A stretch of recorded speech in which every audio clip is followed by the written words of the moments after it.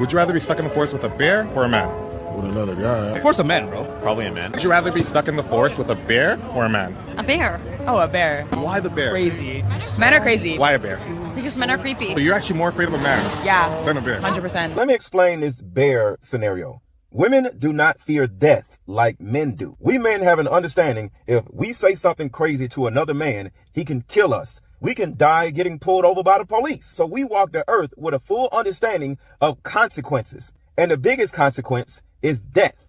The biggest consequence to women, though, is being R-worded. Because women don't get in fights, get locked up, get shot, die like men do. So they don't necessarily have the understanding of death like we do. But on a direct contrary, we don't walk down the street at night worrying about somebody R-wording us. So they have their fears and we have our fears. So to the bear scenario, the one thing a woman is always worried about, always, is about getting R-worded. And a bear isn't going to R-word her. Now, this might sound stupid, but that's her main concern. Why? Because she doesn't even understand dying. Because women don't die like that. Women usually die in nursing homes and shit. We die on the street on a normal basis. So their reality is totally different than ours. You got to understand, the world treats women like little children, just like we treat little children. And do children worry about dying?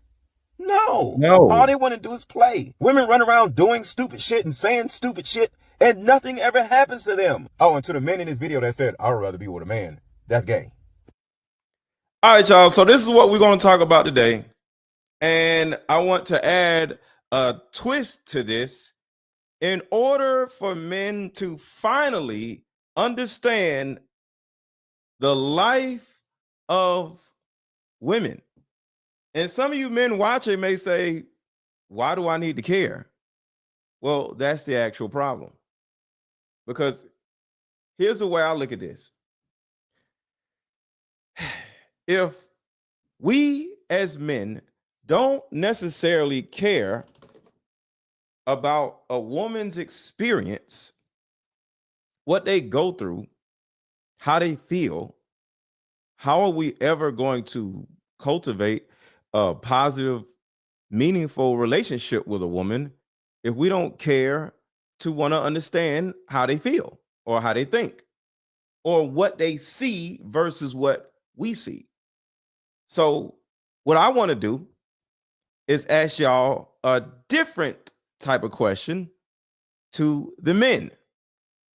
And that question is this: forget about the man versus bear, and we're going to talk about that. But I want to add a scenario that I want the men to answer. So if I came up to you and everybody hit the like button, and everybody drop your city in the chat, let me know where you at. Drop your city in the chat, let me know where you at. Drop your city in the chat, let me know where you're at. So here's the question. If you were stuck in a mansion for 2 days,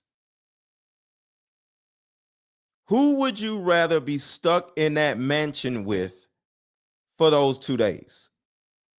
A bear or Diddy? And yes, Diddy has access to baby oil. And this is a real question. And the reason why I'm asking this and the reason why I'm serious about this question is because I'm adding the same aspect that is in the bear versus man scenario, which is the R word. So one, put your city in the chat. Let me know where you at. Two, pick Diddy or the bear. So here's the actual scenario. You're stuck in a mansion, Diddy's mansion, with all these rooms. Say it's like 15 rooms in this mansion, right? A whole bunch of bathrooms, basement, all kinds of shit. You stay in this mansion, you got food, you got whatever you need, but there are no doors in the bathrooms in the closets, in the bedrooms, the only doors are in the entrance and exit of the house. So that means you are able to roam through this mansion, but the other entity is able to roam through this mansion also. So there are no doors and there are no weapons. You can't use no weapons or nothing, right? So if you pick the bear to stay in a mansion with you for 2 days, the bear is free to roam around the house at his will. And if you pick Diddy, because do you stay in the room, in this mansion with Diddy or the bear or a bear? Diddy can roam around the mansion whenever he wants to, and there are no doors. So you can't close the door, you can't hide behind this, you can't do nothing. You are free to stay away from the bear or stay away from Diddy throughout the whole 2 days.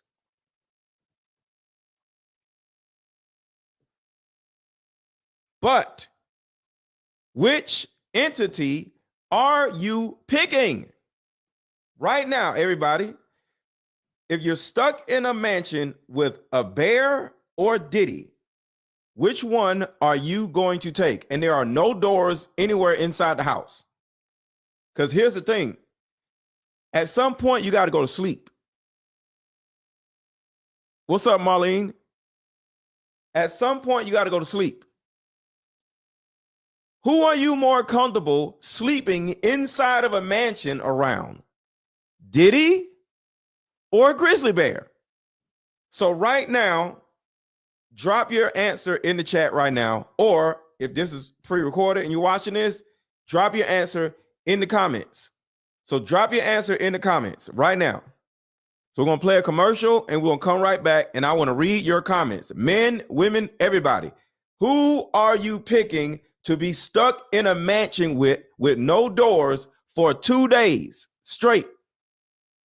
A bear or Diddy? What's up, Pam? So we're going to play a quick commercial and we're going to come right back and I want to read your answer. Everybody watching, drop your answer. We'll be right back. I am 5 days into the online course. So I am 5 days into the online course and I have had so many epiphany moments throughout this week. Throughout my whole life, I have just kept it moving. And you have, through your course, really shown me that in order to move forward, you got to look back and identifying those childhood traumas and how they have now created these adult behaviors in toxic relationships. In my responses has really been eye-opening. The course is laid out perfectly when it comes to helping and taking those steps and doing those activities to really dive deep and getting your male perspective. But it's great that you prepare us in our mindset. So I appreciate you. And I appreciate this program, and I'm so excited to jump into week 2. So thank you, Coach. See you next session. All right, y'all.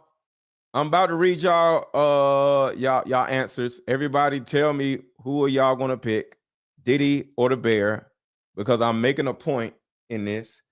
But before we do that, for anybody who has attachment style issues, for anybody who has a feeling of, I keep picking the same person over and over again, whether you're a man or a woman.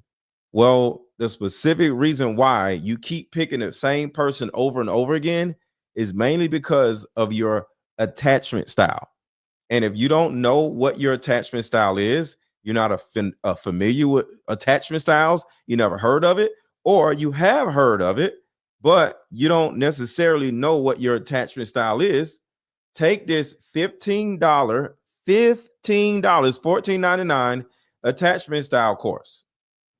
It's a 5-part course with an actual 6-part bonus that will give you an understanding of who you are and how you show up in the world, like how other people view you. See, the biggest problem with men and women, especially in the dating world, even with your family members, is you show up in a certain way, but you don't understand how you show up.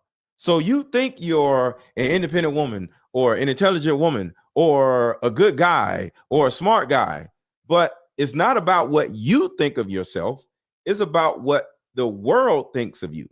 And you may be showing up in the world in a way that you aren't familiar with or you don't understand. Next thing you know, you're like, oh, damn, I'm an avoidant attachment style.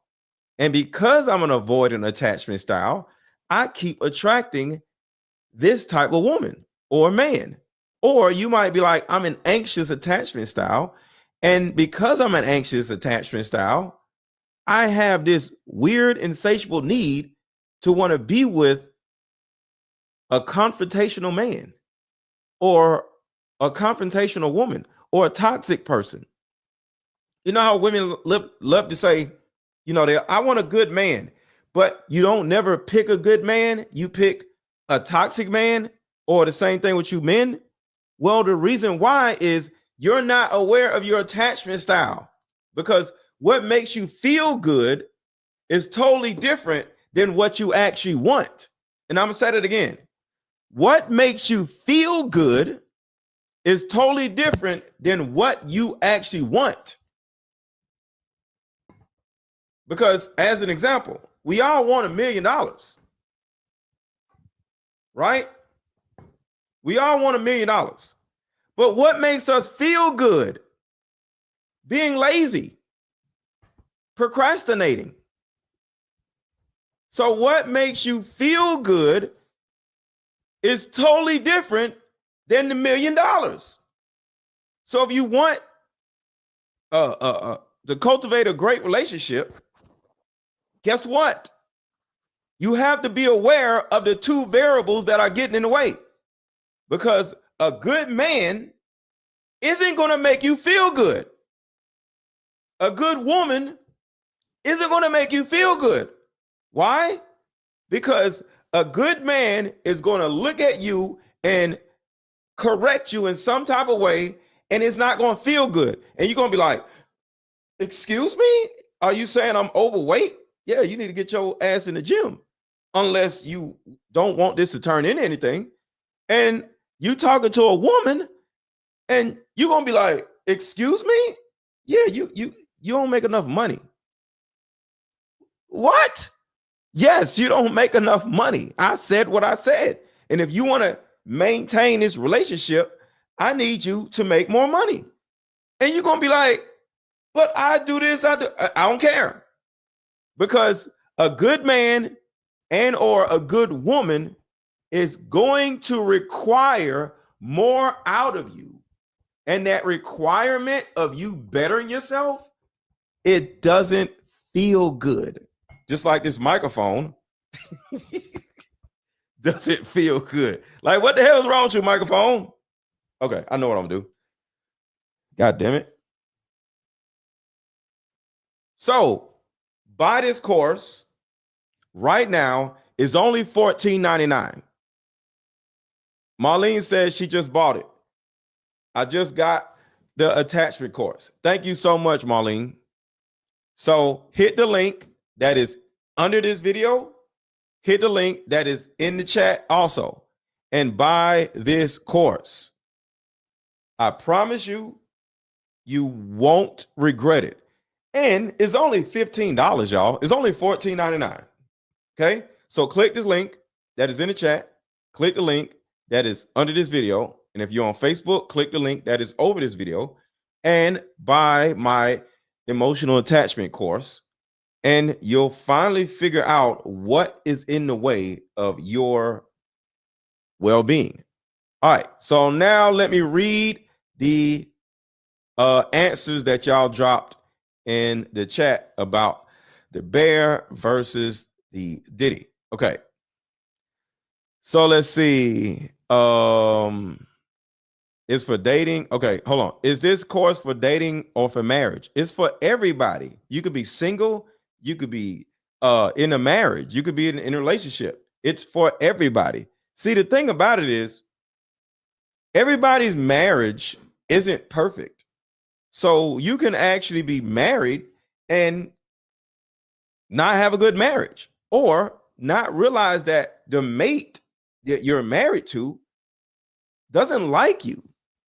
And you might be like, of course they like me. They're married to me. No, a lot of times we don't really like the person that we married to. We just married you because of this or because of that. Or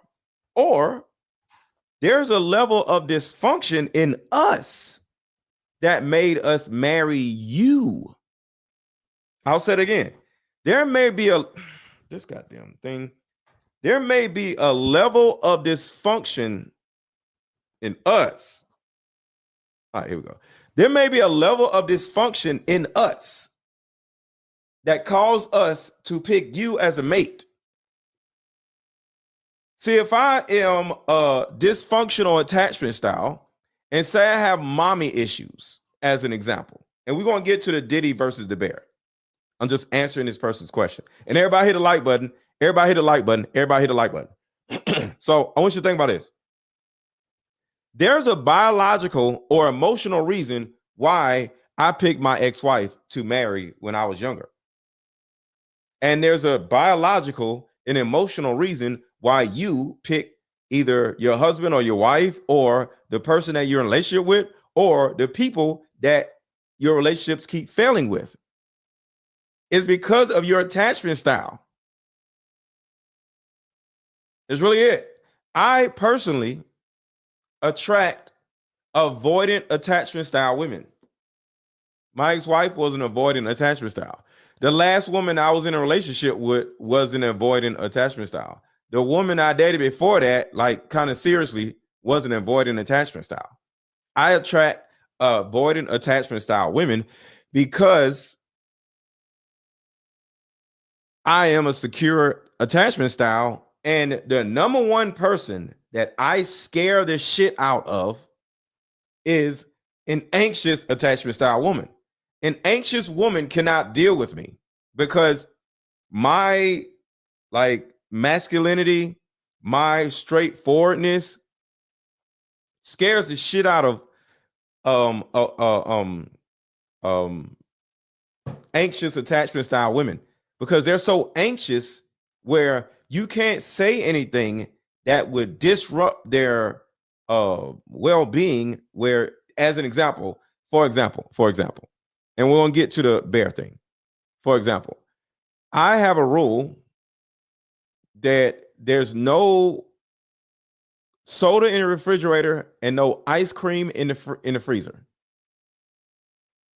An anxious attachment style needs her soda and she needs her ice cream because it helps soothe her dysfunctional anxiety. So women who are anxious attachment styles have to have ice cream in the freezer. Why? Because they get triggered by everything. Whether they're looking at TV, the second they come home, or they're on the phone, somebody says something, she gets triggered. And the first thing she needs to do is go to the refrigerator and get some sugar to soothe her anxiety. So a man like me, I don't believe in all that stuff. I don't soothe nothing. We work through stuff, right? So you soothing yourself is a symptom of being an anxious attachment style. And if I am anti-soothing, because I don't drink, I don't overeat, I don't eat ice cream, I don't do all that shit. I eat ice cream every now and then, but I don't do all that shit. So I'm anti-soothing. An anxious attachment style would look at me as a demon when I'm like, no, whoa. Why you got to do that? No, I don't do all that shit. But an avoidant attachment style would see that as an okay thing to do, or a secure attachment style. But the more you understand your attachment style, the more you'll understand why you do what you do. Hence why it's important to buy this Fix My Attachment Style course. So let me get at least 10 people to click the link that is in the chat or click the link under this video and buy my $14.99 attachment style course so you can get an understanding of why you do what you do. Because some people are fat and can't lose weight because they emotionally eat because of their attachment style. And once they realize that they have a dysfunctional attachment style, this course would teach you how to change it. So this attachment style can actually help you lose weight, because weight gain is up here, not down here, because it's all about your habits and your need to soothe yourself when you get stressed out. I don't eat sugary shit when I'm stressed. I don't get stressed. Why? Because of my attachment style. It's secure. So everybody hit the like button. Everybody hit the like button. And let's get into this Bear versus Diddy scenario. Okay.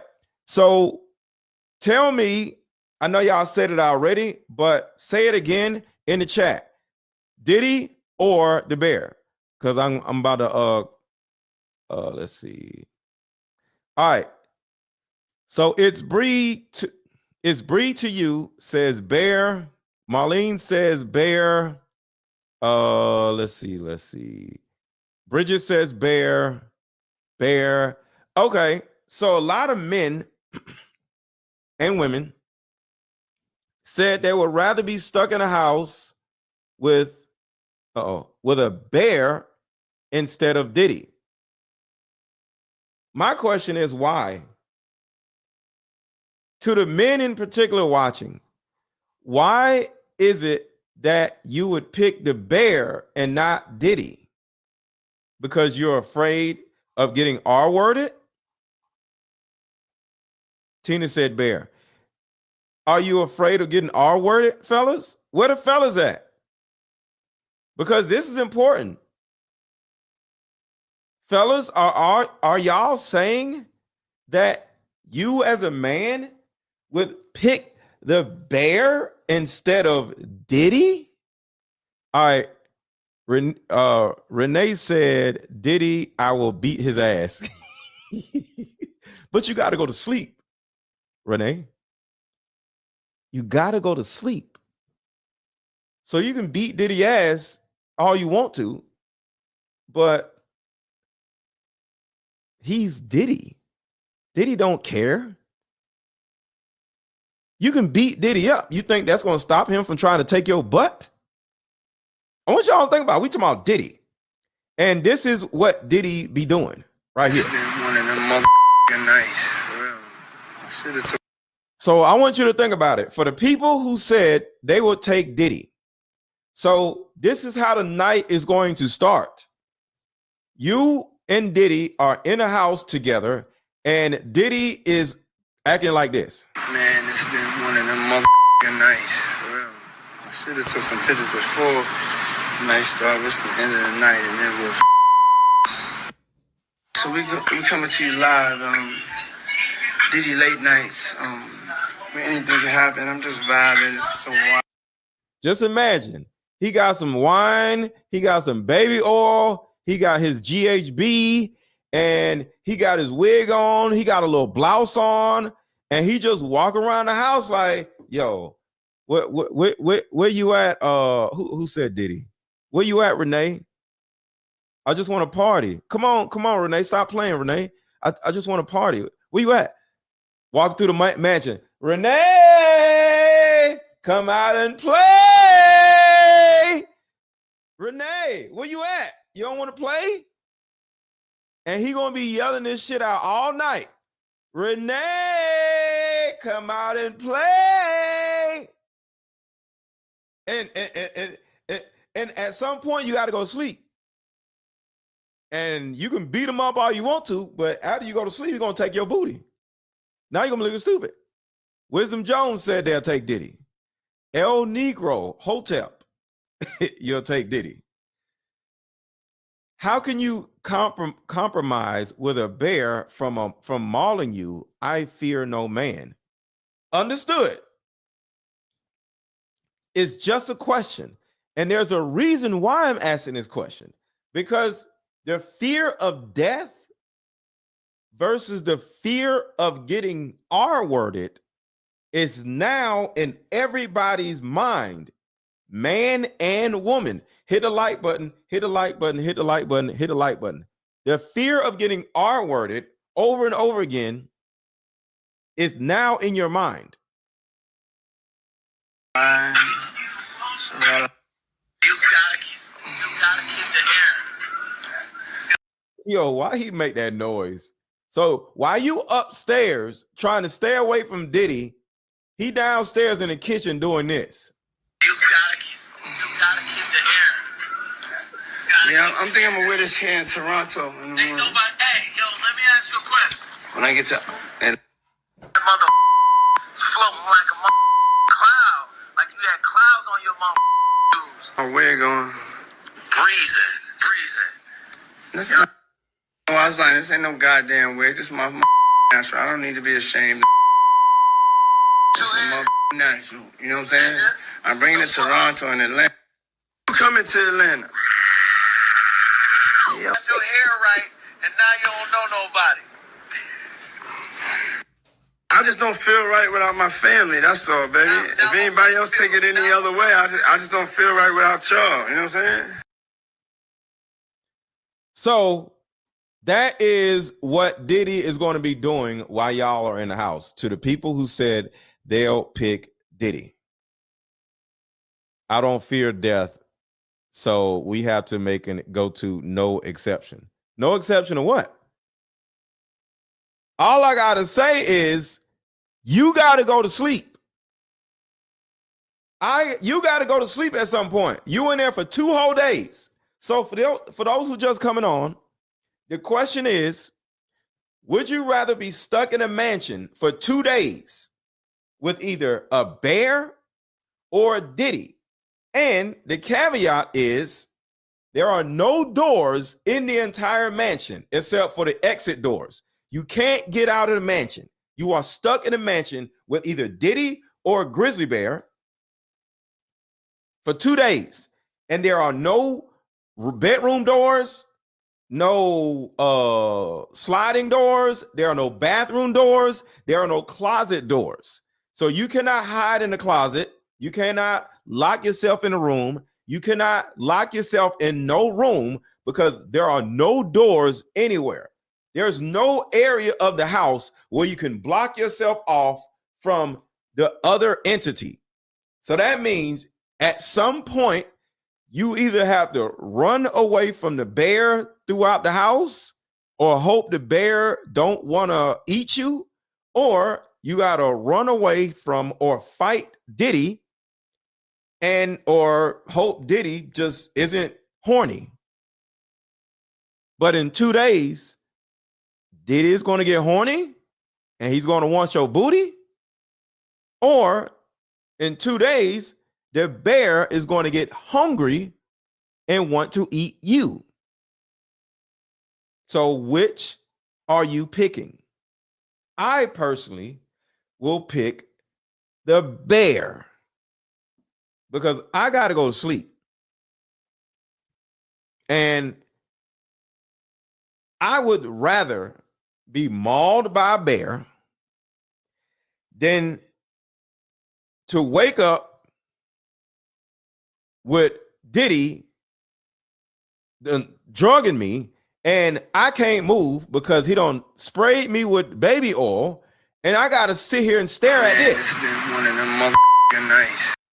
Imagine you wake up and this nigga is pause on top of you saying this. For real. I should have took some pictures before. Nice service.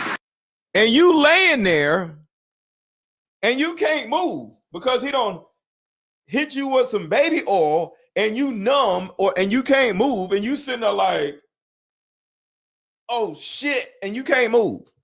And he's standing over you like this. End of the night and then we'll and you like here. So we coming to you live.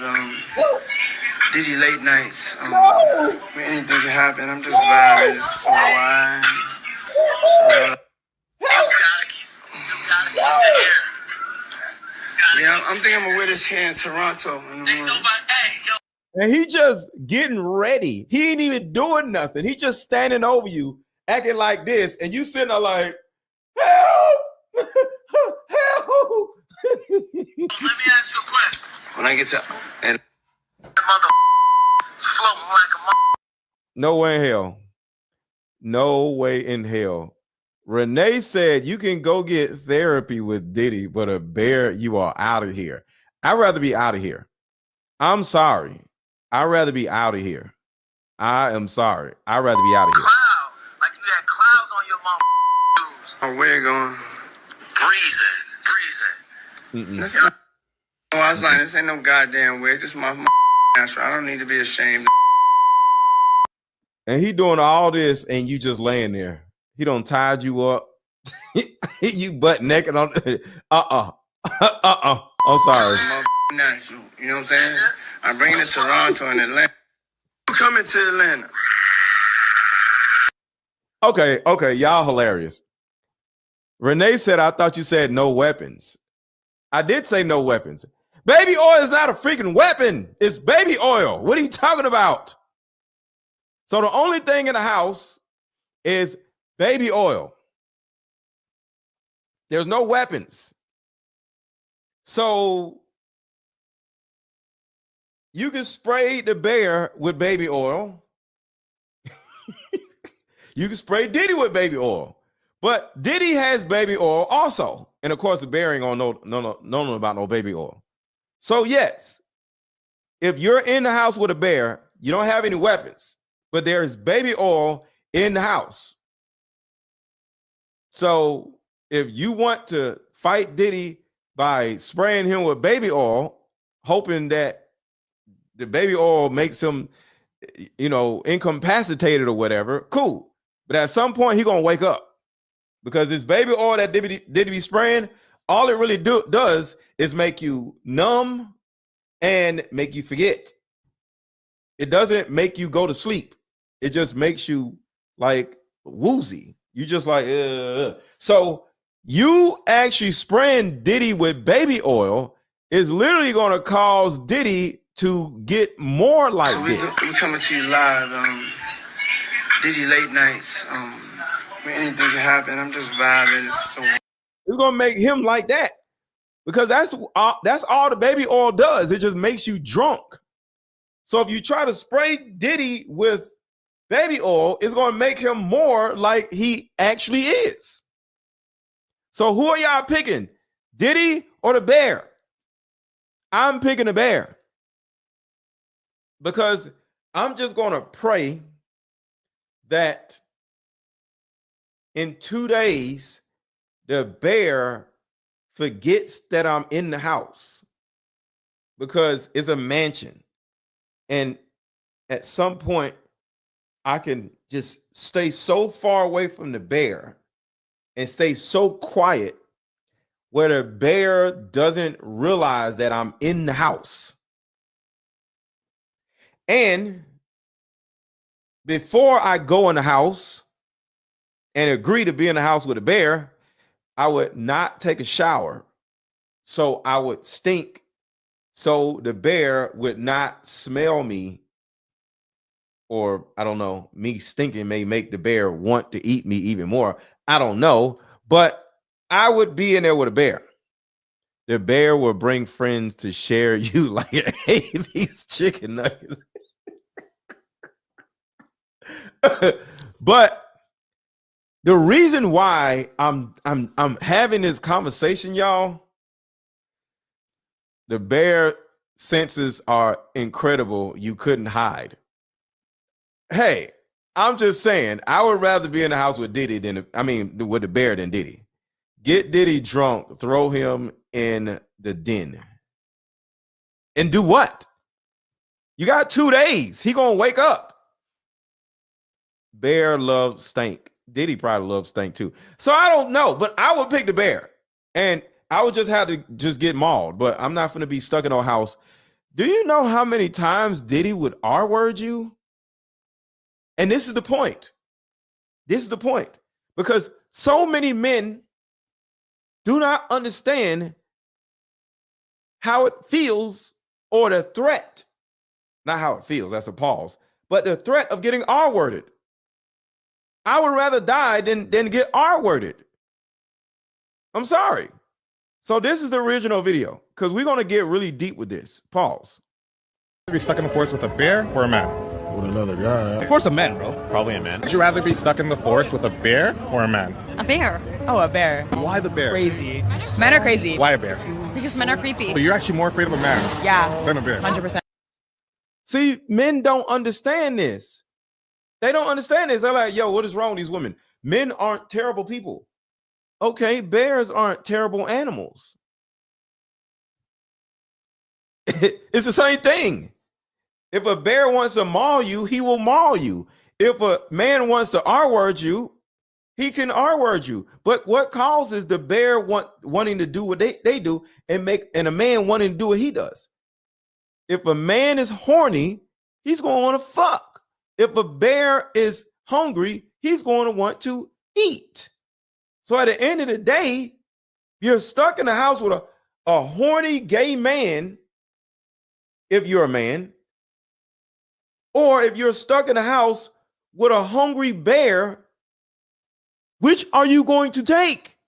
And this is the reason why women say the bear, because I would pick the bear. And a lot of y'all in the chat would pick the bear. Y'all said bear. See, this guy says, bro, these women are liars. Looks like you just came in here. My question to the people who just came in here, because this person just came in here. Would you pick a bear to be stuck in a house with or Diddy to be stuck in a house with? There are no weapons and there are no doors, no closet doors, no bedroom doors, no doors in the entire house except for the entrance. So you're stuck in a house with either Diddy or a bear, and there are no bedroom doors, no bathroom doors. So you cannot get away from the bear or Diddy, but you can stay on the other side of the house and just stay over there. It's a mansion. It's plenty of room.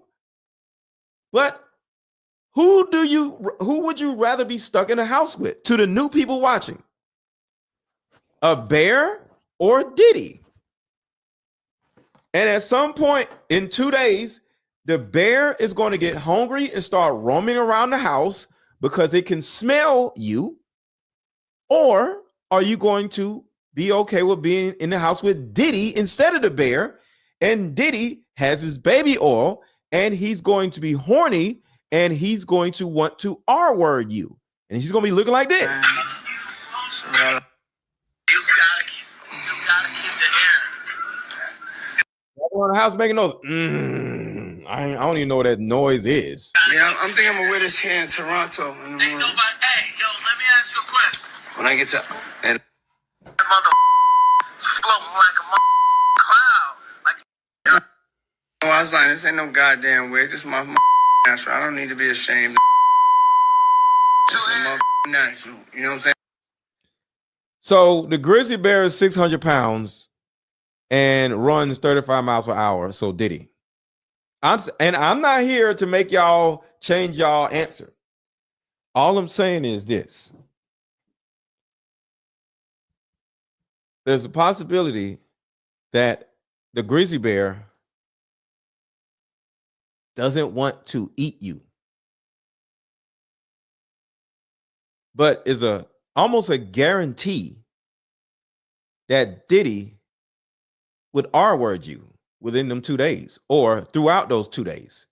And the reason why this is so important for men to understand is to women. Because going back to this video, I said in this video, to women, getting R-worded is the worst thing that can ever happen to her. In this bear scenario, women do not fear death like men do. We men have an understanding if we say something crazy to another man, he can kill us. We can die getting pulled over by the police. So we walk the earth with a full understanding of consequences. And the biggest consequence is death. The biggest consequence to women, though, is being R-worded. Because women don't get in fights, get locked up, get shot, die like men do. So they don't necessarily have the understanding of death like we do. But on a direct contrary, we don't walk down the street at night worrying about somebody R-wording us. So they have their fears and we have our fears. So to the bear scenario, the one thing a woman is always worried about, always, is about getting R-worded. And a bear isn't going to R-word her. Now, this might sound stupid, but that's her main concern. Why? Because she doesn't even understand dying. Because women don't die like that. Women usually die in nursing homes and shit. We die on the street on a normal basis. So their reality is totally different than ours. You gotta understand, the world treats women like little children, just like we treat little children. And do children worry about dying? No. All they want to do is play. Women run around doing stupid shit and saying stupid shit, and nothing ever happens to them. Oh, and to the men in this video that said, I'd rather be with a man, that's gay. Let me play this real quick. Celebrity in LA has had their home. Every celebrity in LA has had their home robbed except Diddy. And I thought about it, it's like, bro, robbing Diddy is terrifying, because what if he's there? You break down the door, he's butt naked on the couch. Meek Mill sitting on his lap, just Meek Mill crying. Oh no, wait a minute, I thought you was finished. You try to run out, you run out, the door is locked. You turn around, all of a sudden you hear, you ain't going nowhere. You ain't going nowhere. Not Milk Meal. Yo, Milk Meal is hilarious. So there's an underlying issue I have with this particular video of the bear versus Stuck in the forest with a bear or a man? So look at all the people he asked, because there's a reason why he asking these different people. Another guy. Of course, a man, bro. Probably a man. Would you rather be stuck in So he's asking white women. Oh, hold the on. forest with a bear or a man? A bear. Oh, a bear. Why the bear? Crazy. Men are crazy. Why a bear? Because men are creepy. So you're actually more afraid of a man Yeah. than a bear. 100%. So the reason why he's asking those questions is to make women look like they're stupid or crazy. And that's the reason why I'm doing this video, because a lot of y'all actually said the bear. A lot of you men picked the bear. I think 2 people out of all the people watching picked Diddy. 2 people. I would put up a poll, but I don't know how to. Hold on, let me see if I can put up a poll. Create poll. Is there a create poll? Chat filter. Let's see. See, I don't even know how to create a poll. Because a poll would actually, see, I don't even know how to create no damn poll. I don't know how to create a poll. So I would love to create a poll for y'all, but I don't know how to do it. Let's see, what is that? No, that's not it. So I don't know. So the point is, men have to spend a little bit more time focusing on simply understanding other people. Because running around trying to make women look stupid or feel stupid about their opinions or their actual realities. What's up, Renee? It's dysfunctional. And I want to play this also. Like I said, I want to further this conversation. I want y'all to check this out. Some of the men that I feel like this is the same subject, but we're moving past the subject a little bit. Because like I said, I think since men don't either understand women or don't want to understand women, they're okay with just thinking that women are stupid or something. And I'm gonna be real with you. Some of the men that I feel like are. You can't jump out the window. You can't get out of the mansion in no way. The windows are sealed and the doors are sealed for 2 days. You got to stay in a mansion for 2 days. There's no getting out for 2 days. Like hate black women the most. Were raised by black women that hate. And I'm gonna be real with you. Some of the men that I feel like are like hate black women the most were raised by black women that hate black men. Absolutely. When I first started experiencing how my ex-husband's mother treated him and talked to him, I have, to this day, I don't think I have ever seen somebody be. Hold on 1 second. I got her in my DM and I'm gonna see what she said. Hold on.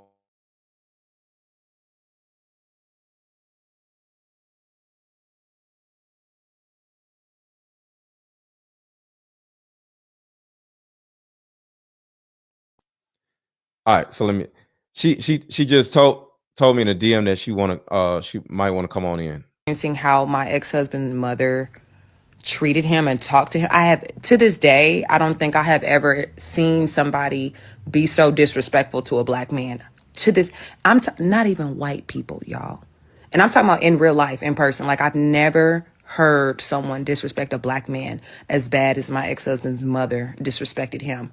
And when I saw that, when I experienced and like saw how she would talk to him, like so casually in front of his wife, I said, no wonder this nigga beats my ass. No wonder this nigga beats my ass. Oh shit! Whoa! That took a turn. Hold on. So listen to this again, and I'm gonna see if she will come up here and talk about agree this. with you. Some of the men that I feel like are like hate black women the most were raised by black women that hate black men. Absolutely. When I first started experiencing how my ex-husband's mother treated him and talked to him, I have, to this day, I don't think I have ever seen somebody be so disrespectful to a black man. To this, not even white people, y'all.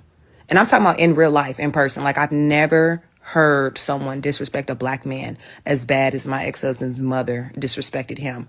And when I saw that, when I experienced and like saw how she would talk to him, like so casually in front of his wife, I said, no wonder this nigga beats my ass.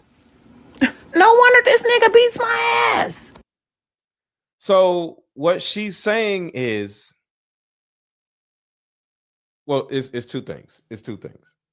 I personally feel, because I can't put words in her mouth, I personally feel that a lot of young men, modern men, have this hatred towards black women in particular. And the reason why is because, well, a couple reasons. One of the reasons why is black men, or a lot of black men, don't feel accepted by black women. The guy is either not tall enough, don't make enough money, or something, right? And this is another example right here. Without money would make a woman happy? Yes, yeah. Do you think a man with...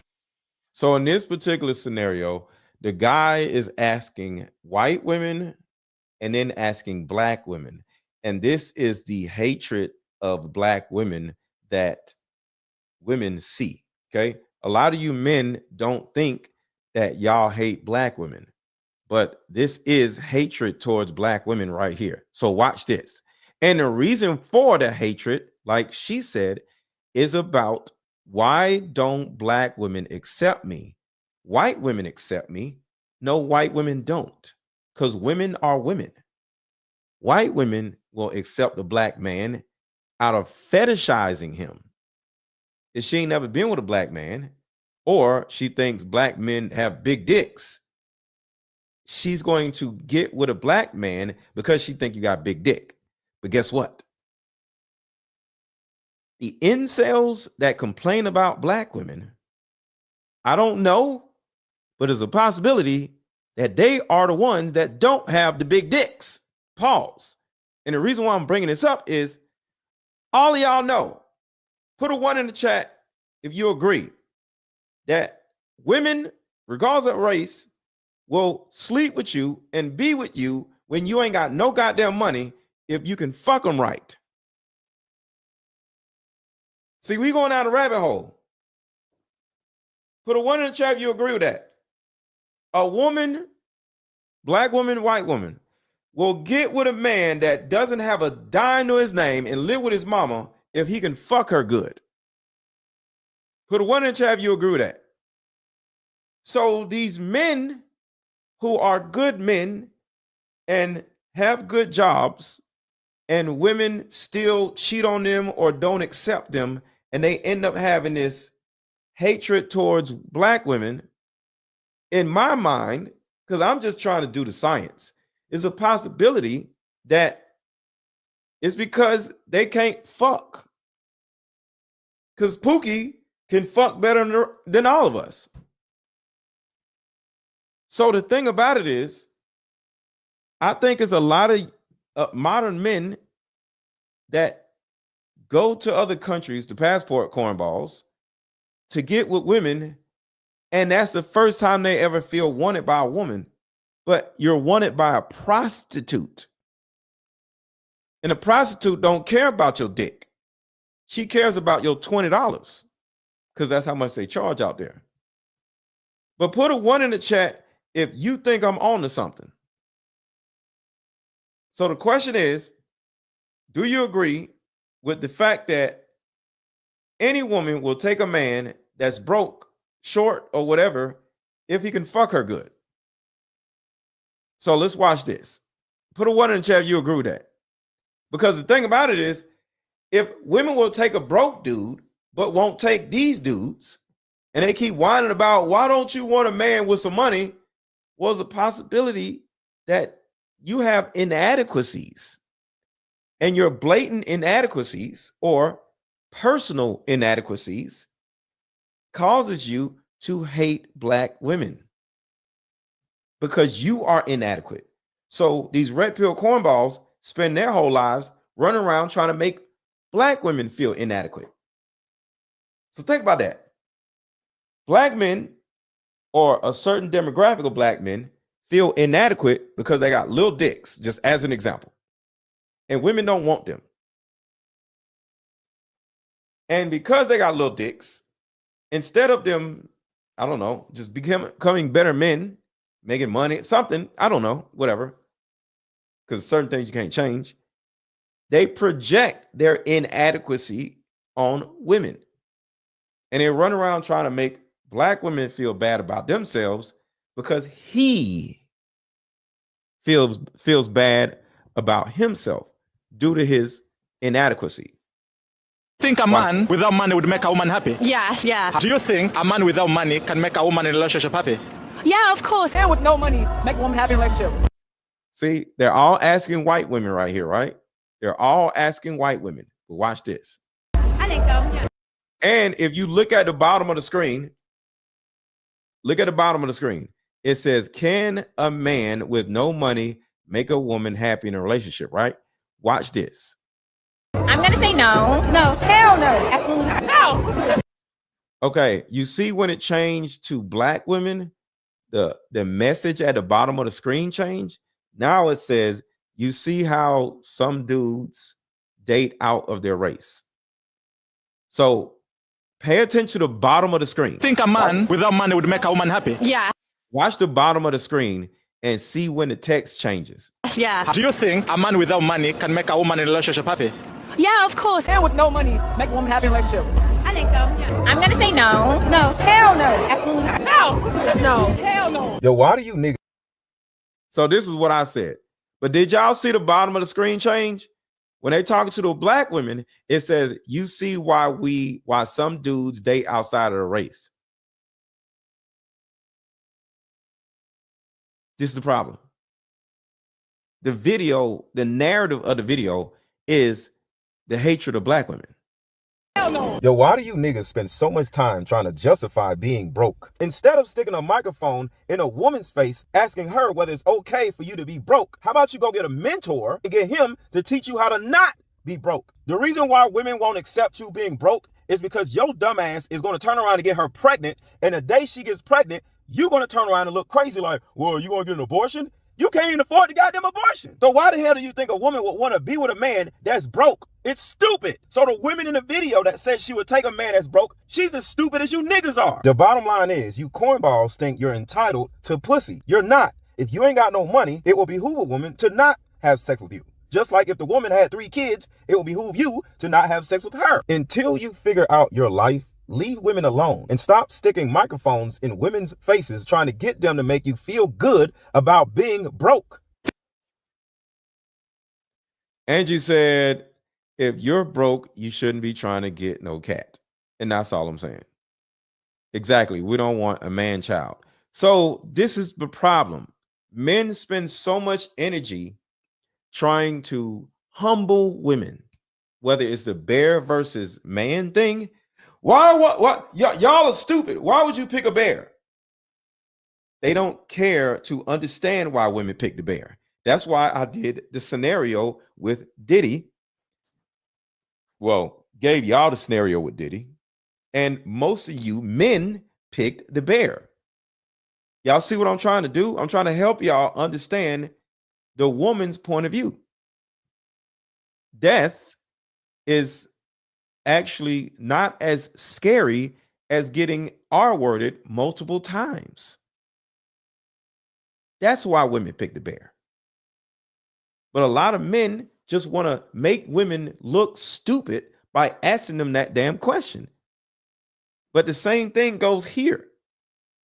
These men pit white women against black women against white women to make the black women feel like they're stupid or inadequate. But the bottom line is they just don't want you. Think a man without money would make a woman happy? Yes. Yeah. Do you think a man without money can make a woman in a relationship happy? Yeah, of course. And with no money, make a woman happy in relationships. I think so. Yeah. I'm gonna say no. No. Hell no. Absolutely not. No. To me, the black women have higher standards than the white women. So check this out, y'all. And hit the like button. Everybody hit the like button. Everybody hit the like button. Trust a man when he says, I'm a nice guy. Let me tell you why. Men who consider themselves nice. I want y'all to think about this. So Sharon says, drugged and then R-worded. No thanks. Definitely the bear. That's all I'm saying. So I want y'all to think about this.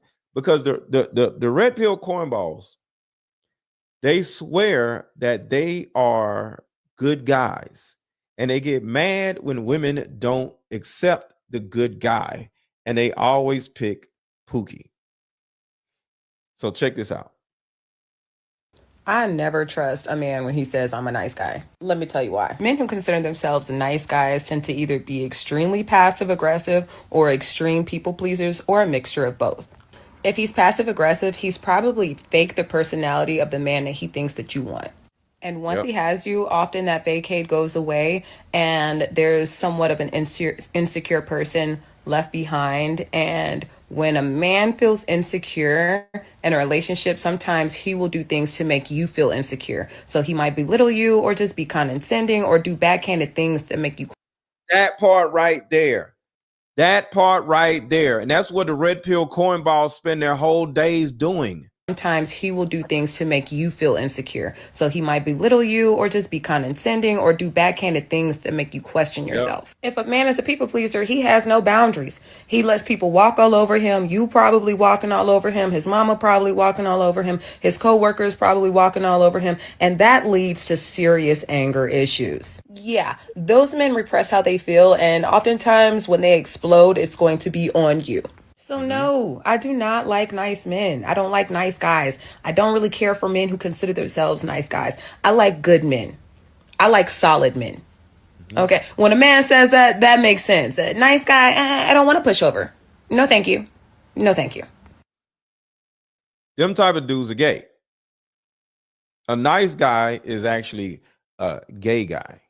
And I don't mean gay as in liking men. I mean, he operates as a female. And a man that operates as a female, dating a female, is gay because you're operating as a gay person because you are a bitch and you're dating bitches.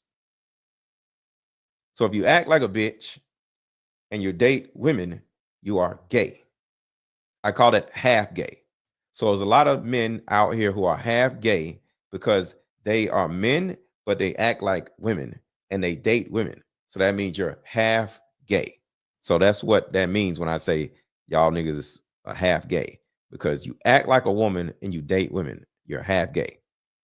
I never trust a man when he says I'm a nice guy. Let me tell you why. Men who consider themselves nice guys tend to either be extremely passive aggressive or extreme people pleasers or a mixture of both. Yeah, that is an absolute fact. So let's talk about this real quick. Hello?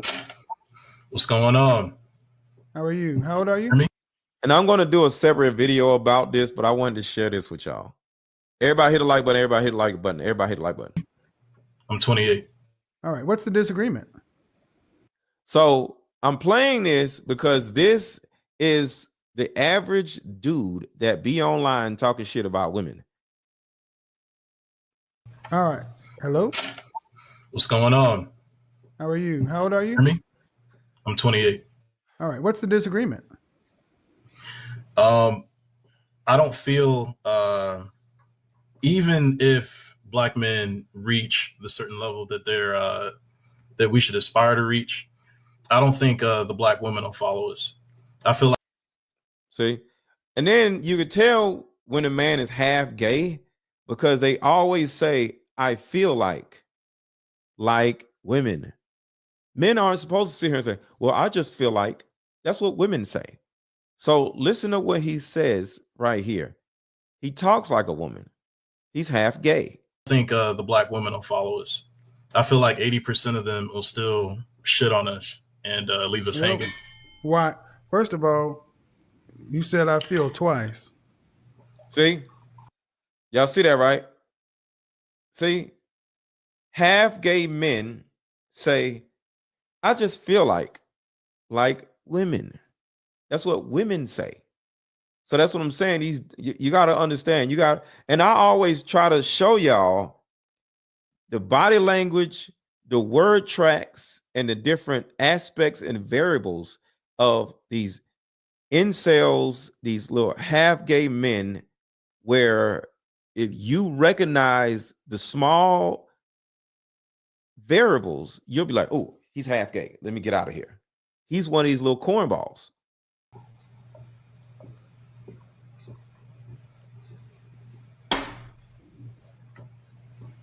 See any issue with that?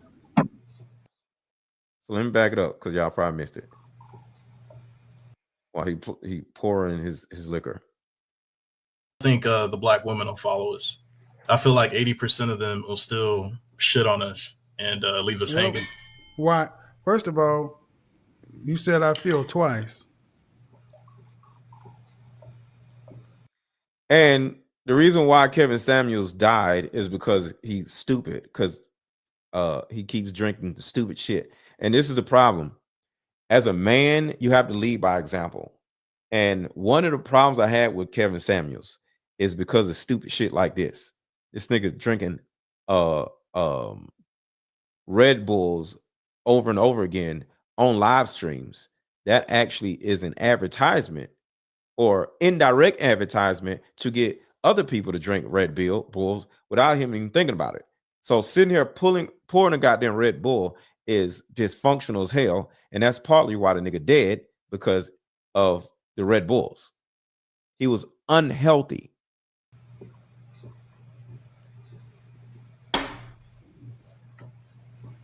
See any issue with that? No. That's a problem. Of course not. Because you're a bitch. As a man, you shouldn't worry about how you feel. That's why we're thinking what we do. It's one of the things we talk about women all the time. They always say, I feel, I feel, I feel. So what makes black women biologically different than any other group of women? Biologically? Yes. Yes, nigga. Hello? There's no difference. Well, Then shut the hell up. Then why would they not respond to the same evolutionary biology type things?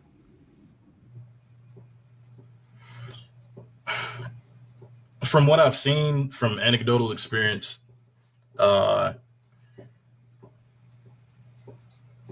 it's like it's a temporary What part of the country reaction. do you live in? I'm in Atlanta. Atlanta? Yes, sir. So why does the divorce rate drop dramatically for black couples as well over an income of $250,000? I didn't know that. Of course you Because didn't you're know. not part of that group. Right. You're not part of that group, sir. Talking about from your anecdotal experiences. Not even from your experiences, but from anecdotal experiences. Because you're a bum that just sits around online complaining about women all day with other bums that sit around online complaining about women all goddamn day. Hence the reason why women will pick a bear instead of your weirdo ass, because you might R-word her because you haven't had pussy in 3 years. See, if you're going to say something like that, I'm going to challenge it. Because basically what you're putting out here is you don't feel black women are going to, okay, I'll go with that. But why? Based upon what? It's what I've seen my entire life. You ain't seen nothing your entire life because you sit on the internet like a weirdo. You don't go outside, you loser. Women have been my enemy my entire life. They've been your what? My enemy. What do you mean an enemy? Whether it's me, whether it's people that I know or people that I'm even related to, if there are strides towards so your whole family are bums, because he said people he's related to. So your whole family is a bum. Success that are being made, there's an active effort to get in the way of the progress of what it is that we're doing. Like, honestly, like what does that mean though? You come in and say black women have been my enemy. You're gonna have to give me a specific. Okay, I'm letting you go, man. I'm trying to. I recently dated a woman who was pursuing a dual doctorate degree in medicine and in chemistry.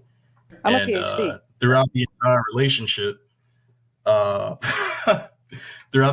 relationship, the only time that we didn't have an argument or we didn't have any kind of ridiculous back and forth is when we were having sex. You know what I'm saying? Like, once the orgasm was out the window. How old are you? 28. And how long did you guys date? Watch this, y'all. I've known her for 8 years, dated her for 1. And you dated her to what end? What was the intended outcome? To what end? Yeah. Dating has a purpose. I was interested in marrying her. You dated her with sure. Okay. And what do you do for a living? I'm a musician and an Uber driver. What? I know. Are you trolling me? Ninja, no, what? I'm not. Ninja, what? You date your enemy is your pocketbook. Facts. You bum. I know. Don't come here to talk about black women as your man. See? I mean, are you being serious, bro? I am, but the finances is definitely something that I'm working on. No, hell no. A black woman who's dating you actually came in here to tell me that you dated a black woman who's pursuing 2 dual doctorates. I'm a PhD. And you're a goddamn Uber driver and you're a musician. That's not a problem, except you frame black women as your enemy. And your enemy is your inability to be productive on a serious level. That's not currently true for me. Well, here's the thing. I talked about what makes black women different on an evolutionary biological scale than any other group of women. You could not say that. I asked you about the decrease in the divorce rates over $250,000 for a couple. You didn't know about that. You said from your anecdotal experience, but unless you make that, your anecdotal experience has been to respect yours. Well, so outside of me, I have mentors that I work with. My ultimate point is that 28 years old, you're too young to be trying to talk about getting married anyway. See, you haven't found yourself. Right. And if I go with what you said, your failure in relationships are justified by calling black women your enemy instead of looking in the mirror and saying, where am I at? And I want to say this. I'm going to keep going on with the video, but I want to say this. It's nothing wrong with being an Uber driver. I drove for Uber. I'll drive for Uber now if I need to. Uber is a great supplement to your income when you are leaving your job or trying to start your own business. Uber literally changed my whole life. How? Simple. I was selling cars, and I'm a grown ass man. I was older than 28. I was selling cars, and I wanted to become an entrepreneur. This was just like, what, 8 years ago? And I could not get into this entrepreneurial world by sitting around the dealership all day. So I wrote a book, and the book is beautiful. Like, the book is, I still sell the book to this day. And when I came out with a book, I was selling it online, right? And I was making a little money. But a friend of mine, David Shands, he had an what is it called? He had a shop in the mall, and he was selling t-shirts. And I asked him, how much does it cost him to have one of those kiosks? It was a kiosk. How much does it cost for him to have that kiosk in the mall? He said like $2,000 a month. And I said, so I got on the kiosk with him one day, and guess what? It was hell trying to sell my books to people who did not give a shit about a book, because they're in the mall to buy clothes. I'm trying to sell them a damn book. And I sold some books, but I was like, damn, this is different. This is difficult. So I said to myself, people love my book because they was buying online. I said, I know what I'm going to do. I'm going to drive for Uber and Lyft. And now I have a captive audience that doesn't have nothing else to do but to read my book. So I would drive for Uber and Lyft as a grown man. So I'm letting y'all know that driving for Uber it alone doesn't make you a loser. Driving for Uber can change your life if you add it to something else. So I'm a grown ass man driving for Uber, right? I'll pick somebody up, and this was when Uber first kind of started, right? So people were so fascinated by Uber drivers, they're getting in the car and say, so is this all you do? I said, well, actually, I'm an author. Oh, really? You're an author? What's your book? Oh, here you go. Check it out. And they say, no, they sitting in the back of my car, flipping through the pages, reading my book. And by the time they get to their destination, which is like 20 minutes, 15 minutes, they like, wow, this is a good book. Want to buy it? Oh, I can buy it? Yeah. Oh, how much? $20. And then boom, I had a business. So I would drive for Uber, bring up my book in conversation. They start reading the book. Next thing you know, they would buy the book by the time they got out of Uber. So it became a business for me, and it was lucrative because I was doing the two things. Instead of having the kiosk, the $2,000 bill, I was making like $6,000 a month, and I was selling my books. So I was getting my name out there. So him being an Uber driver does not make him a bum. What makes that man a bum is his hatred towards women and being an Uber driver. It's the two things together. I do that every day. And why? And why? What makes you said you were looking at her to be a wife, possibly? What makes you a husband? Outside from what standpoint? Can you provide for a family? No, not yet. No. Then what are you doing? Then you were dating this woman with the eye to marry her, and you couldn't even provide for a family. And this is all I be saying. That's all I'm saying. But guess what, y'all? Answer this question in the chat. Do you think I had a girlfriend while I was driving for Uber and selling books? Yes or no? Did I have a girlfriend in the, I would say, 2 years of driving for Uber and selling books? Type yes or no in the chat. Do you think I had a girlfriend? Yes or no? Drop your answer in the chat. I want to see something. Do you think I had a girlfriend while I was driving for Uber and selling books? Come on, y'all. Come on. Yes, no. Yes, no. It don't take that long. Yes or no. Yes, no. Yes, no. Yes, no. Come on, come on. Come on. Let's go, go, go, go, go. Come on, come on. Let's see. Say yes or no. Do you think I had a girlfriend while in that 2 years of me driving for Uber? Angela said no. Renee said no. Sharon said no. Kara said no. Michael said no. Risa said no. Venom said no. Letitia said no. Darren says no. I did not have a girlfriend. Why? Because why the fuck would I have a girlfriend while I'm driving for Uber? You see that? Do you see that? Darren says no. Why the hell would I have a girlfriend and I'm driving for damn Uber? Why? Right, girlfriends cost money. Why in the hell would I be running around trying to marry some woman and I'm driving for goddamn Uber? I'm building myself. So when I tell you dudes to leave women alone, like in this video, literally said it right here. 100%. Let me explain this bear scenario. Women do not fear death like Celebrity in LA. Sorry, where's the goddamn video? Wrong video.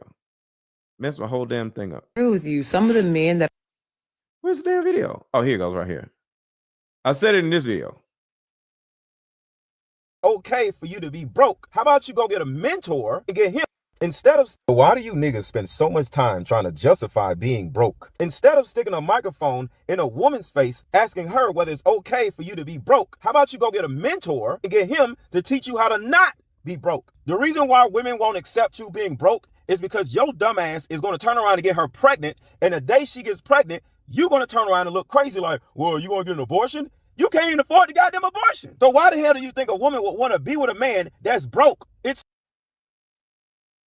That's all I'm saying. So when I was driving for Uber, I was trying to become an entrepreneur. I got mentors. One of the mentors was David Shantz. He was younger than me, but he was an entrepreneur. I wasn't. I had a job. So the thing about it is, if I was out there as an Uber driver, trying to literally just change my life from working a job to becoming an entrepreneur, imagine if I would have got a woman pregnant. Now I got a whole baby to deal with, and then I'm on child support or whatever. I don't have enough wherewithal or capacity to try to be an entrepreneur. I got to go back to my job. But this is why I say for you dudes to leave women alone if you ain't got no goddamn money or if you ain't got no purpose. And that's what Kevin Samuels is saying in this video. And a lot of men get mad at this shit, but Kevin Samuels was saying the same shit that I be saying. Do respect yours. Well, so Talked about what makes black women different on an evolutionary biological scale than any other group of women. You could not say that. I asked Because all women are the same. They're just women. you about the decrease in the divorce rates over $250,000 for a couple. You didn't know about that. You said from your anecdotal experience, but unless you make that, your anecdotal experience has been being a loser. Respect yours. Well, so outside of me, I have mentors that I work with. My that ultimate have point gone is through at 28 years old, you're too young to be trying to talk about getting married anyway. See, you haven't found yourself. Yes. And if I go with what you said, your failure in relationships are justified by calling black women your enemy instead of looking in the mirror and saying, where am I at? See, I didn't run around when I was driving for Uber saying black women are the enemy. I didn't. I just stayed away from women. You know, I was smashing chick here and there or whatever, but I would literally tell the woman that, hey, I'm not really for a relationship because I'm a goddamn Uber driver. I do Where that am every I day. at and why and why what makes you said you were looking at her to be a wife? Yo, look at the poster on the back on the wall. This nigga got posters up. This nigga got a poster up. Possibly. What makes you a husband? Outside, from what standpoint? Can you provide for a family? Not yet, no. Then you were dating this woman with the eye to marry her, and you couldn't even provide for a family. And Kara said, "This isn't 1955. Marriage before 30 is silly." I disagree. Or that could be a thing or whatever. But and Kara, let me know if you want to come up. Kara, let me know if you want to come up. If you want to discuss this too. Kara, let me know if you want to come up. I got married when I was way before 30. I was like 20, right? But I worked 2 jobs and I put my kids in a house. You know what? I did this before. I'm going to show y'all something. Let's see. I'm going to show y'all the house that I lived in and a long ass time ago. Let's see.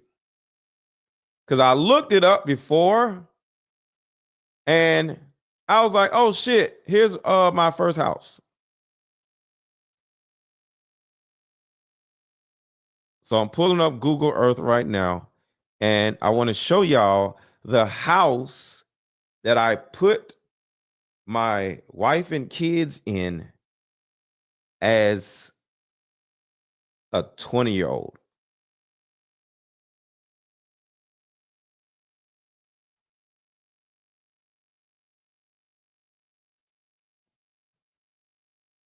The third, let's see. Hold on, y'all. I'm looking it up.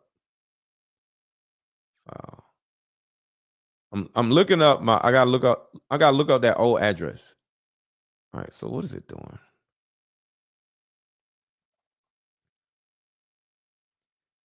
Let's see. No.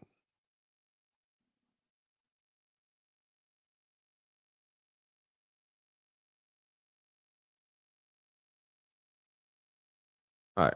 Damn. Y'all gotta give me a minute. I gotta look up the old address because it showed up. Does the house look like it has been remodeled? I don't know. Hold on a second. So I'm gonna play this and I'm gonna look it up. Your problem isn't the women, man. The problem, see, this is the problem with too many of us as black men. We look to we don't have power. We're not trying to be serious. I mean, no disrespect, but I'm tired of hearing black men who are musicians and rappers and producers and actors and massage therapists and Uber drivers and chefs. Where's the trade? Where's the profession? Where's the real world? Something you walk into a chamber of commerce meeting with a business card and say, this is who I am and what I do, to where other men will take you seriously.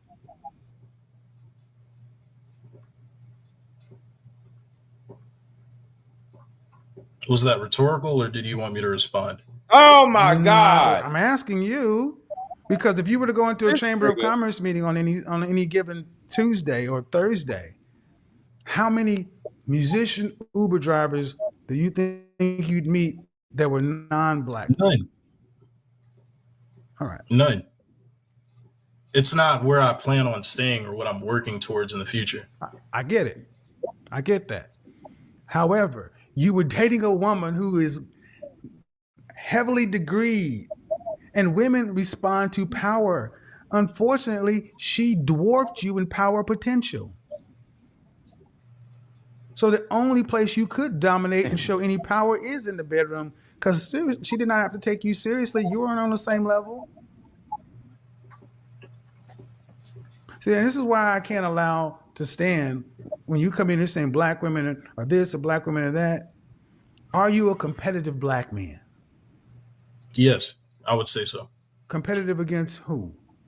Against who, bitch? Against I guess like people in my tax bracket. I don't want to stay here. I'm trying to get to the top 1%. Okay.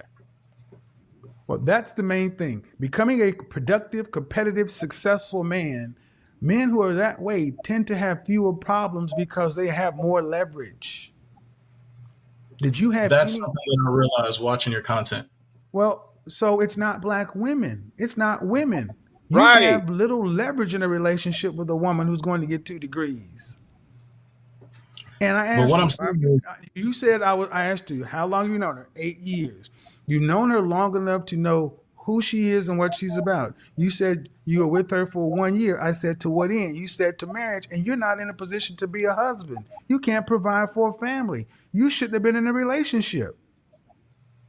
That's the ultimate answer. You shouldn't have been in a relationship. She should have been on out somewhere else dealing with somebody who wanted what she wanted, but you were not in a position to deal with any women to that end. Casually, socially, sure. But talking about a wife, you can't provide. Okay, so that goes against stuff that you've said previously, because what I make currently right now is average income. I average about 45,000 a year. Goes against what I've said.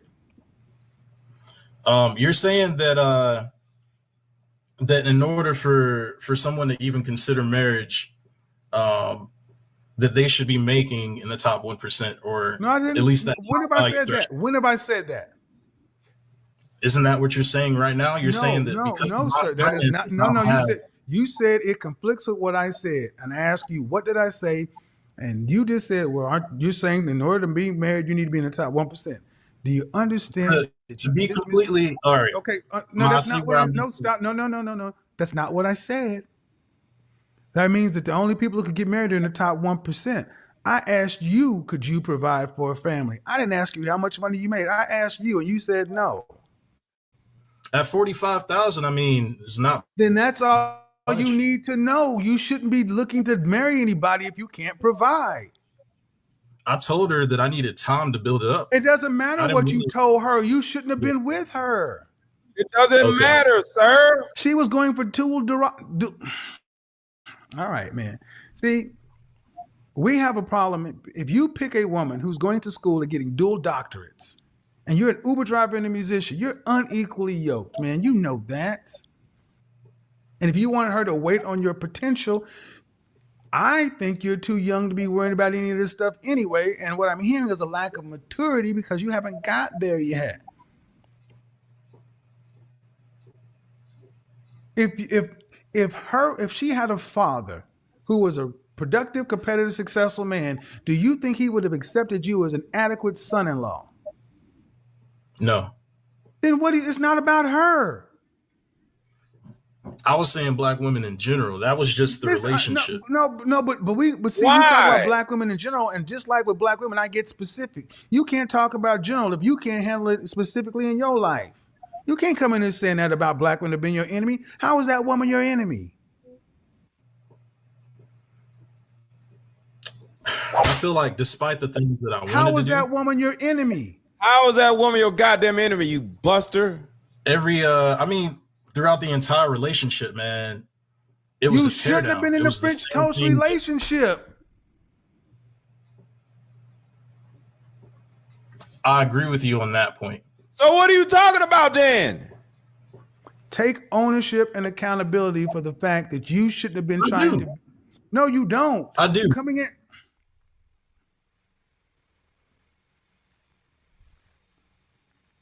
This shit is sad. This is the shit I'm talking about, y'all. So when you hear women, so when you hear how these cornballs say women don't take accountability, men don't take accountability. I'm trying to look up my old address. Hold on, I think I found it.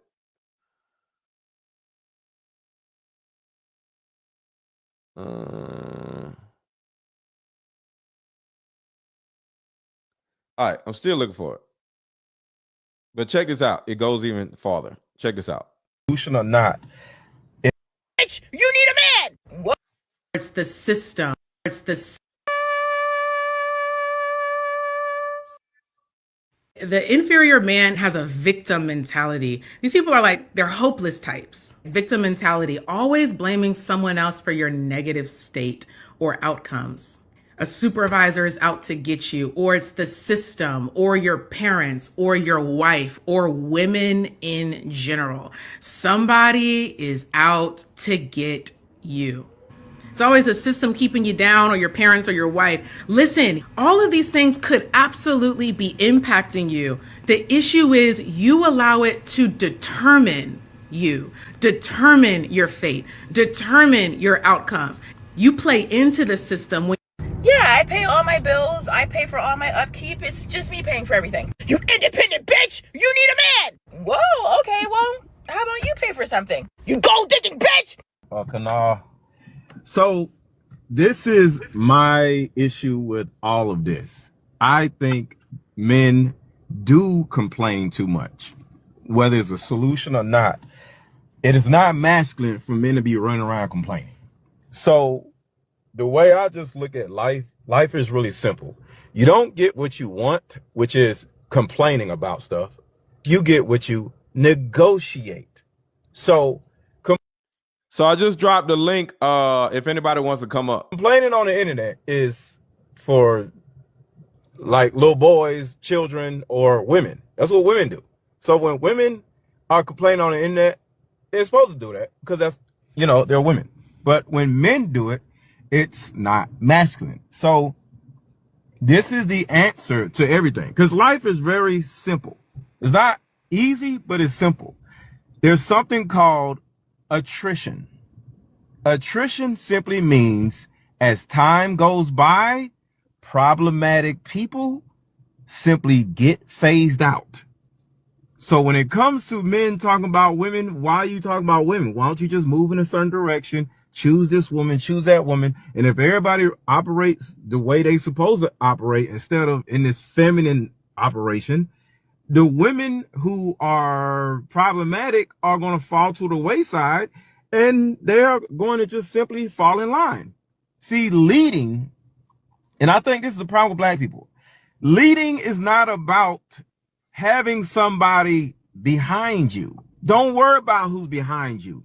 Just move in a direction. Like, imagine all of us was in a plane crash or whatever, and everybody survived, and everybody want to go in totally different directions. I'm okay with that, because everybody is going to find or, go towards the person that they want to follow. I'm not going to be yelling at y'all like, y'all need to listen to me. Y'all need to go this way. I'm just going to start walking. And if somebody wants to follow me, cool. I'm just going to do what I know whatever I have to do and just move. Men spend so much time arguing with women, yelling at women, complain about women because they are not following. Who gives a shit? Just do your job as a man. The more you grow, the more you. So I found my old address. What's up, Kara? Hey, what's up? Can you hear me? Hey. Yeah. Can you hear me? No. Yeah, I can hear you. Hold on one second. I'm trying to let's see. Where is the house? I just pulled up my first house because I want people to see that when I was a kid and I'm on Google Earth. I'm trying to turn it. How do you turn it? Okay. So what are your thoughts about this thus far? Well, I figured this out. My thoughts are, I have a few thoughts. From my own experience, I was engaged when I was a freshman in college. And I Uh-huh. realized after about a year that I was too young to get married. And it was because I realized that I was going to evolve faster, right? Like I was going to college. The guy that I was Okay. engaged to was graduated. He You was, was too young to get married? yeah. Can you hear me? Yeah, it's messing up. Maybe it's a delay. You said you're young and something. It started messing up. Yeah, I was too young to get married because I realized we were going to evolve in different directions. Like I was in Uh-huh. college, he had already graduated college. He was like trying to start a business and was struggling with it. Um, and that doesn't add to it. Like that makes it worse. And so I went back to DC and finished school and didn't really think about it. I just kind of didn't even really think about dating, just because my purpose in dating was to get married. So if I'm not ready to get married, why am I putting all the effort into dating? You know, and I think just like the gentleman in the Yeah. video, he didn't. Kevin Samuels points out that you should have an intention for dating. You shouldn't just be out here trying to smash whatever. Now, if you are that person who says, I have Right. a friend's name is Primus, and Primus is a person consistently for the last, 12 years I've known him, he said, I'm never getting married. Mhm. And he's very upfront about it. Yeah. He doesn't teeter totter, right? He has girlfriends and he's very upfront with the women that he dates. And women appreciate that. As much as men may not think so, women do. So it's perfectly okay to be upfront and honest. Like, I'm building up myself. I would like to have someone to go out with here or there. But I'm not looking to get married. Even that can get sticky. Or just don't date and focus on yourself and just leave it. And I think also another thing, like my mentors and her friends, very successful women that live in DC, all very successful. They said you shouldn't even be thinking about like having kids until you're 40. Like but that But I don't I know. also I also realized that it's also dependent upon the city where you live and the region that you live, right? How you date in Missouri is going to be very different than how you date in New York City or DC. Yeah. Yeah. Or I understand that. yeah, so I mean, if you're younger, like my cousins, right? On the weekend, I go visit them. They live in Oklahoma, middle of nowhere, Oklahoma. On the weekends, what Yeah. do? They go to the arena. They ride horses, right? They're Yeah. not. They're not.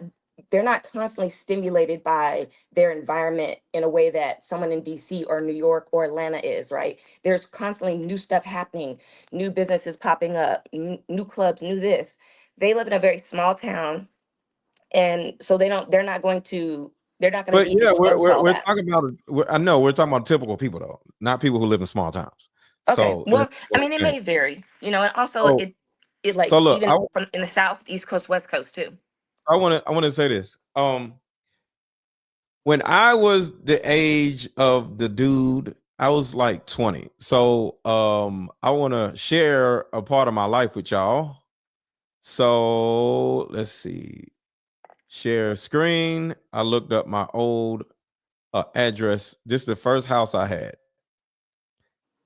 Put a one in the chat. Y'all can see my screen. Put a one in the chat. Y'all can see my screen. Put a one in the chat. Y'all can see my screen. So this is the house. I wish it was easier to see. Let me see. I might be able to do street view. Where's street view? Show street view. Street view. There's no street view. Okay.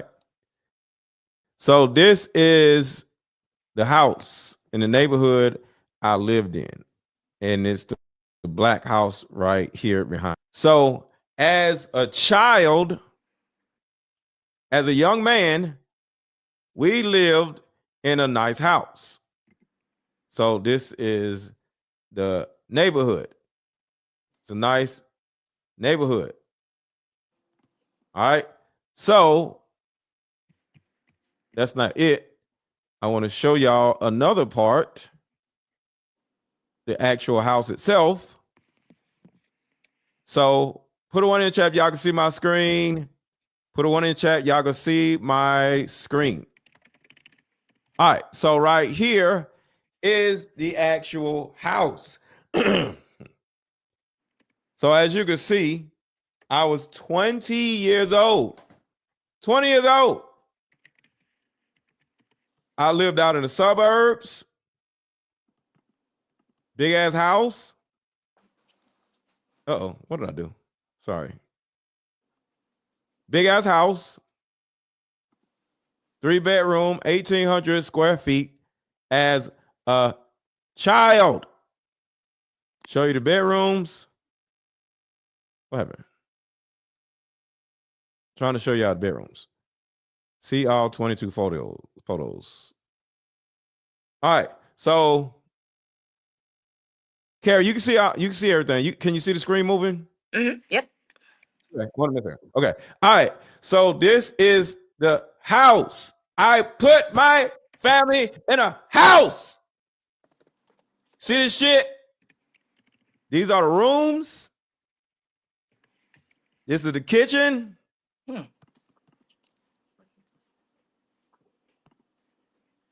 And you gotta understand, they remodeled the house, but this is how the house looked a long time ago. So of course they remodeled it. So I'm showing y'all the size of the house. So forget about, the hardwood floors or whatever. It looked like this when we had it. Nice. But I'm showing y'all that this house, look at it. This is a big ass house. This is the backyard. You can see the backyard, Kara? Yep. Very nice. So my kids had, even though they was real little, they had a backyard to play around in. Big old driveway. I used to pull up in this driveway right here. I wish it was more bedroom stuff because this house had it was a tri-level house, and you can't really see that though. But it's right here. So right here, Kara, can you see this? Looks like a basement. So yeah, so it is a finished basement. So it's a tri-level house. When I was a child, I was a goddamn child, I was 20 years old. So there's an upstairs, there's this living room area, and as y'all can see right here, there is the stairway to downstairs. For whatever dumb reason, they didn't show, well, this might be the downstairs, but they don't show you the downstairs. But this shows you the size of the house. So what city is this in? Jonesboro, Georgia. So my point of showing y'all this, I'm putting y'all all in my business, but my point of showing y'all this is that somebody said YouTube dollars. This is when YouTube didn't exist. So it's not YouTube dollars. This is when I was 20 years old. I was like 19. This is the first house I lived in after living with my mama. That's my point. So to you bums who sit around saying, well, Mr. Let Go, you older and you're not. No. I was y'all age and I had that big ass house. 1,800 square feet is huge for a 20-year-old. 3 levels. I have to go in 3 minutes. I have a question. What prompted you to get that house? Crack. Oh, okay. Okay. All right. I was selling drugs, and when I started my new life, I was like, okay, I can't sell drugs. I gotta get a job, right? So 2 of my friends, so we all went and got houses on 3 different parts of the city, right? So we all had three. We all had big houses. Me and my friends, and we were selling drugs and all this other stuff. So I stopped selling drugs because I had a family. Well, I'm starting a family, so I want to do right. So I got 2 jobs. So I started working 2 jobs. So I worked 2 jobs, and my ex-wife at the time, she had 1 job, and then we was good. and we started our family in that big ass house when I was 20 years old. So to all you dudes who are like, yo, it's different, was it wasn't. And it was easier now because there was no YouTube. YouTube did not exist. Yeah. I mean, with home prices and cost of living, it might be, see, the strategy might be different now. I get what, like, that's a good example because it shows no matter what the conditions are, you still have to have the onus, you have to have the chutzpah, you have to have the motivation to provide that. Yeah. And you just have to figure it out, you know, like if you have to move to an area where it's cheaper, if you have kids and you are trying to, you know, get your stuff together, if you have to move to a different place, you know, so be it, you know, but you got to figure it out. And, you know, I'm glad that you're making this video because it is, it often men will, you know, tend to blame woman for this or that. And especially because they'll get themselves in, like unknowingly get themselves in situations that they can't afford. Like, you know, it's almost like that thing where someone tells you, don't, when you're a kid, don't touch this hot pot, you're going to burn your hand. And then, you know, parents are trying to tell you, oh, don't do this, don't do that. And then you go do it anyway. And now you got 2 baby mamas and all this crazy stuff. Yep. You know, now you put yourself in a situation that you were not foreseeing the consequences. And in a way, this also ties back to the show we were doing the other day about people know you better than you know yourself, right? Like people are observing you act like this. You know, you Yes. may think that I'm the man and I got it together. No, you don't. Right. And if you don't, that's okay because knowing is half the battle, right? Like know and then take actions, take the necessary actions to you know, to get it together. You know, we've all had it not together at one point. And getting it together, it could be difficult. It could be easy. Depends on like how you approach it, you And know? that wasn't easy. You see, I had to work 2 jobs. Yeah. I worked 2 jobs. You know what I'm saying? Yep. So, You went with it. Okay, I have to bounce out, but I'll be okay. back in 30 minutes if you're still here. All right, see you later. Okay, bye. So, my point in all of this, y'all, is whether it's a bear scenario, whether it's a broke dude scenario, whether it's Kevin Samuels scenario, it's all the same thing. A lot of you modern men are lazy, effeminate bums. And you can change that because you're young. You can evolve. But when I was your age, I was a man. So I'm not only leading by example now as a masculine man. I just showed y'all I was leading by example before YouTube was even invented. So you can't say, well, Mr. Let Go, you can't say this and that because you have this business and you, nigga, I was younger than you with 2 kids. 2 kids. But I put my family in a house, in a big house, in a 3-level house. And my kids are happy to this day because they all grew up in houses. That was my first house ever. First house ever. And you can see how good it looks. And it looked just like that back in the day. So my point is to all you half gay, effeminate, loser, modern men who want to sit around and whine about women all day, you're a bitch. And I'm not talking to my audience. I'm talking to any man who blames women for their unhappiness. You, sir, are a bitch. And you can't make the excuse of anything because we didn't have YouTube back then. We didn't have becoming an Uber driver back then. Y'all have all this stuff. Y'all can get on YouTube and make money. Y'all can become an Uber driver and supplement your income and drive an Uber when you get off work. But you niggas are lazy. And you think somebody you think you deserve something. You think you're entitled to a woman. You want a woman to love you, but you ain't got shit to love. I put my ex-wife in a fucking house. You bitch ass niggas. When I was a child, I was 19 years old. So when I come out here and call y'all bitches, you modern men, I mean it. Because I wasn't a bitch when I was your age, and I'm not a bitch now. But some of you are. And you're an embarrassment to black people. What's my favorite word? Bitch. Bitch.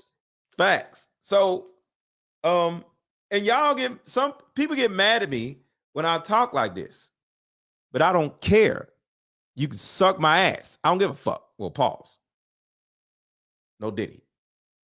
But I don't care that y'all get mad. Because I was more of a man 20 years ago than you niggas are now. So you can't sit here and say technology is this, the housing market is this and that. Yeah, the housing market is worse, understandable. But guess what? There was no YouTube. There was no Uber. There was no work from home. There was get your ass up and drive across town to go to a job and drive a forklift or some shit. I was a truck driver. I was a forklift driver. I sold cars. So no, I wasn't this big time drug dealer. No, I sold drugs when I was at my mama's house. I stopped selling drugs and I got a house. And I wasn't a big time drug dealer. I just sold drugs, but everybody sold drugs. That wasn't nothing. But I stopped before I got that house. Because I didn't want to bring no crazy shit to my family. And in 2 more hours, I'm gonna go live about Diddy. It's more news about Diddy. So I'm going live in 2 hours. So I'm gonna end this live now, but I'm going live again in 2 hours. But hopefully y'all learned something from this live stream, that black women are not your enemy. They just want you to stop being a bitch ass nigga. And because you're a bitch ass nigga, you hate black women. I need you to look yourself in the mirror and figure out what you're going to do about your own life and stop hating black women. Simply because black women want you to make more money and they have standards doesn't mean that they're bad. It means your bitch ass is bad, not them. So go grow some balls, take some testosterone pills, and learn how to be a man and get out here and go make some money. And go to the gym, you bitch ass niggas. I'll talk to y'all later. And come up with a product that you can sell to your audience. Like this. I am 5 days into the online course, and I have had so many epiphany moments throughout this week. Throughout my whole life, I have just kept it moving. And you have, through your course, really shown me that in order to move forward, you got to look back, and identifying those childhood traumas and how they have now created these adult behaviors in toxic relationships. In my responses has really been eye-opening. The course is laid out perfectly when it comes to helping and taking those steps and doing those activities to really dive deep and getting your male perspective. But it's great that you prepare us in our mindset. So I appreciate you. And I appreciate this program, and I'm so excited to jump into week 2. So thank you. Shout out to October 3074. Take her advice. take the plug out your butts, fellas. Because that's why your balls won't drop, because you have a plug in your butt. Stop acting gay and go outside and touch some grass, approach women, and go find a new way to make some fucking money. Stop acting like a bitch and whine about women all day. She said, take the plug out your butt. She is hilarious. Where is the video?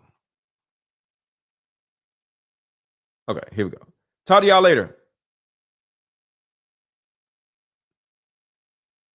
How about we meet up at a coffee shop and play this fun dating card game? We'll have fun and see if we're compatible all at the same time. Ooh, what's the name of the game? It's called Deeper Discussions.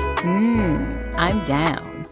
Okay, meet you at 6. Fellas, buy this card game. Ladies, buy this card game. Buy about 2 or 3 card games. The main reason why people can't stay together isn't because they don't like each other no more. It's actually because their present family issues come up or their past family issues come up. But when you play Deeper Discussions, you'll be able to understand a person's family issues up front. This game can be played with either 2 people or an entire group. So have fun. Question number 1. Name a time when money was the main factor why a relationship went bad. Deeper Discussions Dating Edition. Again, these cards are good for vetting. Yes, I'll be back at 4. I have another show scheduled at 4. Yes. A potential boyfriend, Candidate. a potential girlfriend, a potential husband, a potential wife. The texture of these cards are so soft and silky, by the way. Like they ain't gonna get really wore out. durable. A dating card game for introverts who have a hard time asking the much needed compatibility questions. Deeper Discussions, the card game. Yes, I will be back at 4. I will be back in 2 hours. So I'm about to go to the gym for about an hour and a half. And then we are about to talk about Diddy. I have all of the files, and this shit is crazy. This is what we're going to talk about at 4 o'clock. We have all of this shit. I have the whole transcript, and we're going to talk about this at 4 o'clock in 2 hours. So see y'all in 2 hours. Talk to y'all then. Hit the like button if you have not already. Hit the like button. Hit the like button.